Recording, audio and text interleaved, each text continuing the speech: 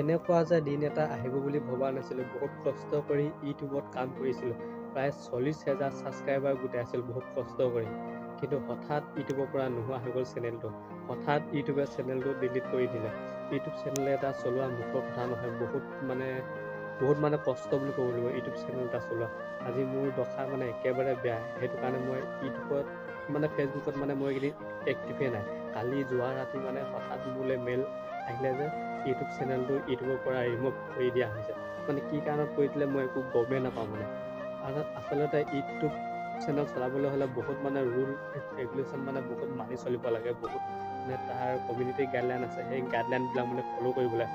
অলপমান যদি ইফাল সিফাল হয় তেনেহ'লে ইউটিউবে ইউটিউব চেনেলটো বন্ধ কৰি দিয়ে। ঠিক তেনেধৰণে মোৰ ইউটিউব চেনেলটো বন্ধ কৰি দিলে বুলি মই অনুভৱ কৰিছোঁ। মই ভাবিছোঁ হঠাৎ 40,000 ছাবস্ক্ৰাইবাৰ। আপোনালোকে ভাবিছোঁ 40,000 ছাবস্ক্ৰাইবাৰ আমাৰ নিচিনা সাধাৰণ মানুহৰ কাৰণে এটা সৰু কথা নহয়, বহুত ডাঙৰ কথা। বহুত ডাঙৰ কথা। 40,000 ছাবস্ক্ৰাইবাৰ গোটাটো বহুত ডাঙৰ কথা আমাৰ কাৰণে। এতিয়া 40,000 ছাবস্ক্ৰাইবাৰ চেনেলটো যদি হঠাৎ নোহোৱা হৈ যায় ইউটিউবৰ পৰা, তেনেহ'লে মনবোৰ কিমান বেয়া লাগি থাকে। আপোনালোকে গম পায়, যিসকলে ইউটিউব চেনেল চলাই আছে সেইসকলে গম পায় যে ইউটিউব চেনেল চলাটো এটা সাধাৰণ কথা নহয়, বহুত ডাঙৰ কথা। সেইটো কাৰণে মন চন একেবাৰে বেয়া হৈছে। ফেচবুকত এইকেইদিন মই সেইটো কাৰণে এক্টিভে নাই। কি ক'ম আৰু, মনটো একেবাৰে বেয়া লাগি আছে। আৰু মই আজি নতুনকৈ এটা চেনেল খুলিছোঁ, অতুল অসম $2 বুলি। এইটো চেনেল আপোনালোকে গৈ কিনে ছাবস্ক্ৰাইব কৰি থ'ব, যিসকলে নেকি ছাবস্ক্ৰাইব কৰিব বিচাৰে।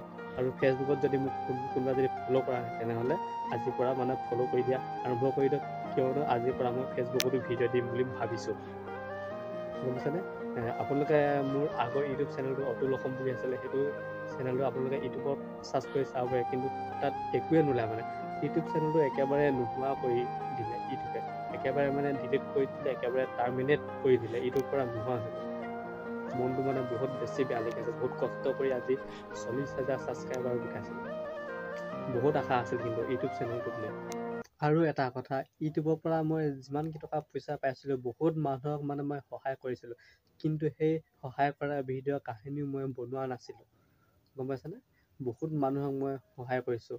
নাই কমেও 10 টকা 20 টকা, কিছুমানকতো 500 টকালৈকেও দি হ'লেও মই মানুহক সহায় কৰিছোঁ। বহুত মানুহক সহায় কৰিছোঁ।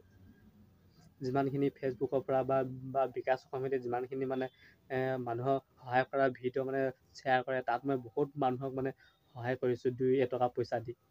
কিন্তু আজি যে হঠাৎ যে ইউটিউবৰ পৰা যে এই চেনেলটো যে নোহোৱা হৈ যাব বুলি মই কেতিয়াও ভবা নাছিলোঁ। বহুত আশা আছিল এই চেনেলটোক লৈ।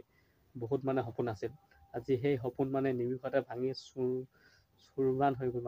বহুত বেয়া লাগিছে, বহুত কষ্ট হৈছে মনত মোৰ। কি ক'ম আৰু, একদম গাটো বেয়া লাগিছে মোৰ।